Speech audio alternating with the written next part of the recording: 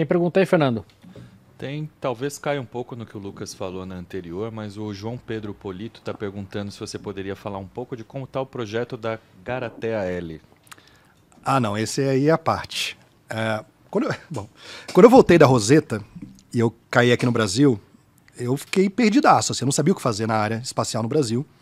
Abri minha empresa, comecei a fazer alguns trabalhos para o governo, para a aeronáutica e tal, mas não era uma coisa sustentável. Eu queria ter um modelo de negócio, queria ter alguma coisa para contar uma história também.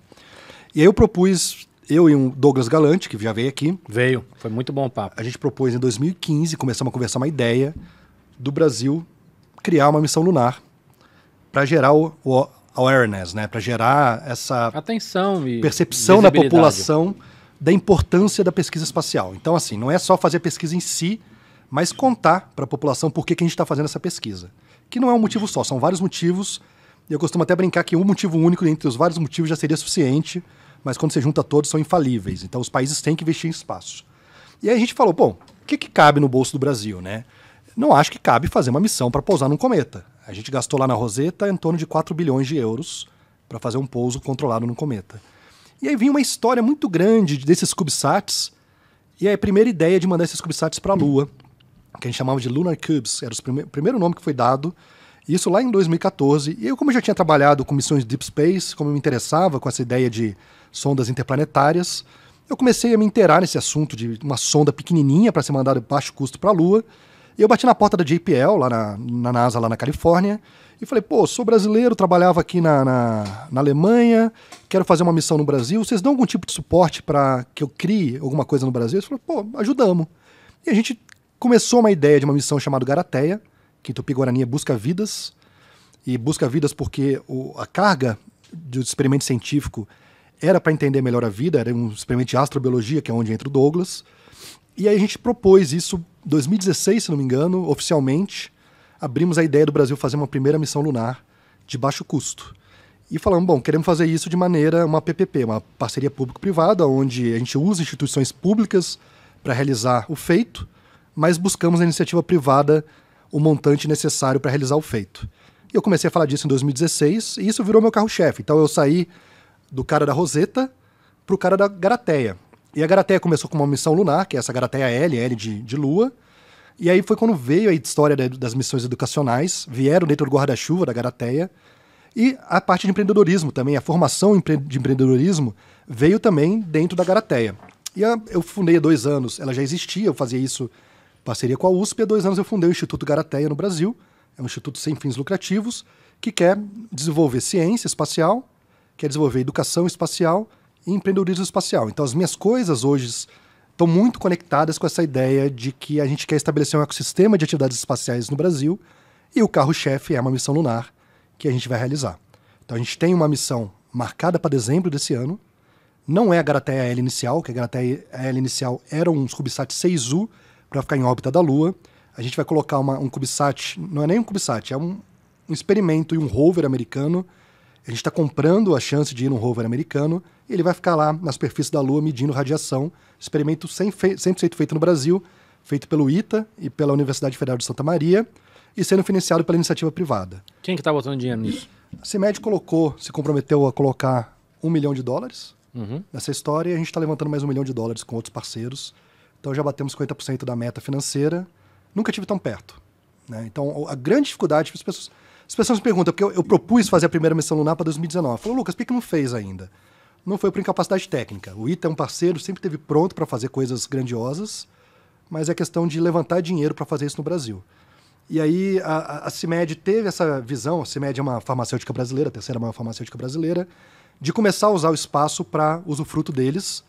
E aí perceberam a importância e estão propondo pagar experimentos anuais através da venda de NFTs. Olha que coisa maluca. Então eles estão usando um clube de NFTs ligados à empresa para gerar uma experiência para as pessoas que gostam não só da empresa, mas da ideia de NFT.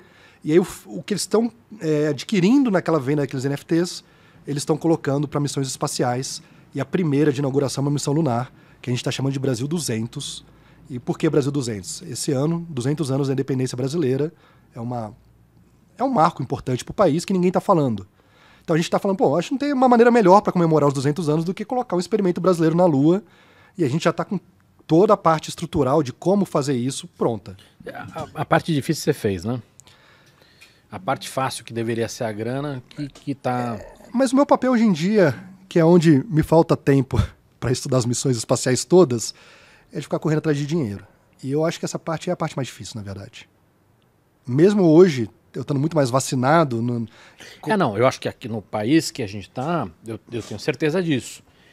Mas se a gente for olhar do ponto de vista prático, a parte difícil seria você conseguir espaço na rover, você conseguir estruturar isso, né? Então, assim, pela lógica normal, você fez a parte difícil, cara. Mas isso foi uma construção de anos, né? Então eu criei um networking de pessoas super conectadas que hoje ligam e falam, Lucas, tem aqui um espaço num rover americano, quer pagar para colocar lá? Qualquer pessoa poderia pagar para colocar lá. A diferença é que alguém te alerta falando, tem isso aqui que você pode pagar para colocar lá. As pessoas nem sabem que isso existe. Então, por exemplo, a gente vai usar um sistema que a Nokia está colocando na Lua, de 4G, para fazer a telecomunicação da nossa sonda. Ah, mas como é que você conseguiu falar com o pessoal da Nokia? Ah, eu conhecia as pessoas que estavam trabalhando na área espacial da Nokia. Então, esse tipo de coisa que o próprio network, a história de vida, me favorece hoje em dia. Mas a captação financeira continua sendo um super desafio. Então, a gente está começando a buscar modelos não pensados, como, por exemplo, como é que eu consigo usar o mundo de NFTs em prol da ciência.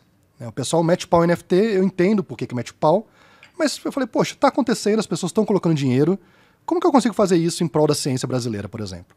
E aí a gente fez um primeiro drop de NFTs, vendemos, já levantamos dinheiro, vamos fazer um segundo drop de NFTs agora, por que não pagar ciência brasileira através de venda de NFTs?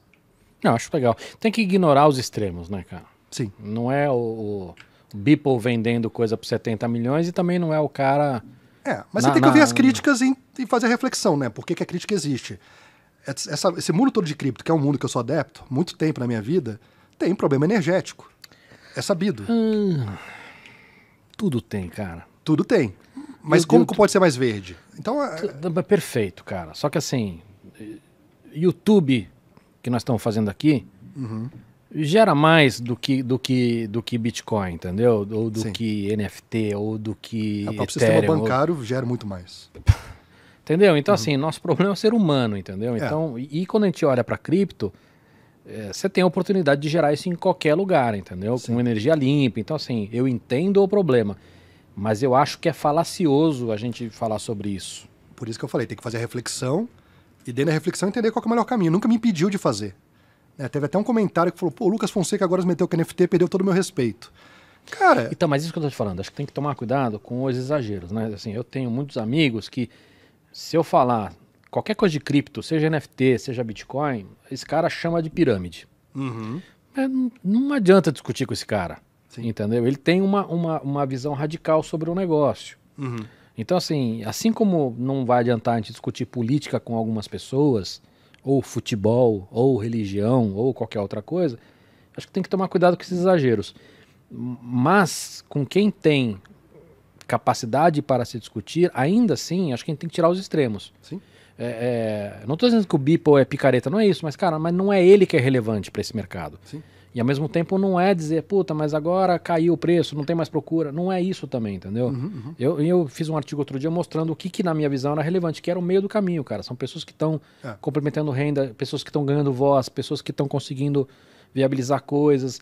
Existe uma democratização da arte, por mais que seja polêmico falar sobre isso, enfim. Então, acho que tem um meio do caminho aí que faz sentido, entendeu? E o blockchain é um universo, né? De possibilidades, de contrato inteligente e tal. A gente fica muito preso... É uma base que dá para usar para muita coisa. A gente fica muito preso na ideia da monetização e tal, mas eu nunca investi em cripto por achar que ia ficar rico com Bitcoin.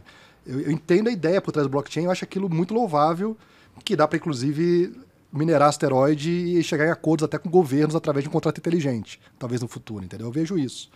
E aí mas assim, a crítica vai vir, então você tem que estar pronto para responder, tem que saber por que você está fazendo isso, e eu acho que eu estou fazendo para um fim muito, vamos dizer, justo, né, de usar uma NFT para gerar ciência para o Brasil, porque a gente não tem outros meios. Eu não consigo bater na porta de um banco e falar, pô, eu preciso de 35 milhões de reais para fazer uma missão espacial. Ele não vai me dar.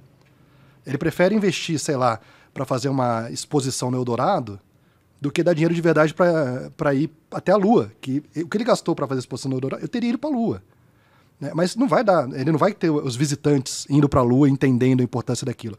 Eu não estou falando que não é importante, a exposição é importante, tem o outreach, né? Ele está tocando a população, está educando a população sobre o espaço. Mas essa parte que talvez a gente não consiga tocar a população porque é elitizado, é restrito você fazer uma missão espacial, é muito difícil de você bater lá em Paraisópolis e mobilizar as pessoas para entender o que você está fazendo, por exemplo. Eu entendo a importância, né, a dificuldade disso tudo. Então, comecei a achar outros meios, e eu estou envolvido nesse mundo de blockchain, de cripto já há bons anos da minha vida. Por que não usar NFTs para pagar ciência espacial no Brasil? E me parece um bom caminho. Legal. Eu acho que é também, cara. Eu acho que tem uma coisa de pertencimento aí, de sentir parte, que você tem também, por exemplo, em crowdfunding em geral. É, né? Democratização, né? De você fazer parte daquilo e poder opinar. Esse próprio sistema de pensar em fazer uma DAO, por exemplo, que as pessoas podem votar e escolher que tipo de conteúdo, de pesquisa quer fazer no espaço. Claro que tem que trazer, né, arcabouço de conhecimento para educar a pessoa, ou ajudar eles a escolher qual que é a melhor ciência. Não dá para ficar fazendo também, usar o espaço para fazer banalização de qualquer outra coisa. Ou talvez possa, mas aí vai ter problema de detrito espacial. Enfim, são muitas discussões filosóficas, inclusive, do uso do espaço, né? Então a arte, por exemplo, tem gente que quer colocar outdoor no espaço e a população em geral ligada é contra. Mas o cara que quer colocar uma arte que representa uma comunidade, que vai ter pouco impacto para o mundo, aquilo é bem-vindo, porque está democratizando o acesso à arte. Não, é que acho que tem que colocar um outdoor no espaço, aí já... Depende. Aí já me perdeu. Mas e se o fato dele colocar viabiliza ter uma estação espacial que está desenvolvendo a cura do... Já me perdeu. Do câncer, por exemplo. Já me perdeu. Não, eu não me perco. Me perdeu. Eu sempre tento pensar nesse sentido que eu acabei de falar, do tipo, o que uma atividade que pode parecer banalizada pode gerar de fruto para uma outra desdobramento. A gente não precisa do outdoor, cara. A gente não Mas precisa... e se o preço cobrado para o outdoor garantir a existência da estação espacial? A gente não precisa desse outdoor, cara. Esquece mas a gente pode falar que a gente não precisa do NFT também, né? Esquece o outdoor. Esquece o outdoor no espaço, cara. Astrônomo fica maluco com isso, né? Esquece a propaganda, cara. Não, cara, eu acho que aí a gente já perdeu, cara. A hora que tiver um banner no espaço, a gente já perdeu, cara. Olha, eu vou te falar que a minha maior fonte de rendimento hoje vem de placas comemorativas que eu instalo na estação espacial. É diferente, cara. É tão diferente. Você tem um badge, você tem um logo no capacete do cara. É tão diferente. Não, é diferente. Você não tá atrapalhando ninguém, né? E tá me deixando fazer outras coisas que eu gosto, entendeu? Que são benéficas, na minha opinião, para a humanidade. Não, é tão diferente, cara. É tão diferente.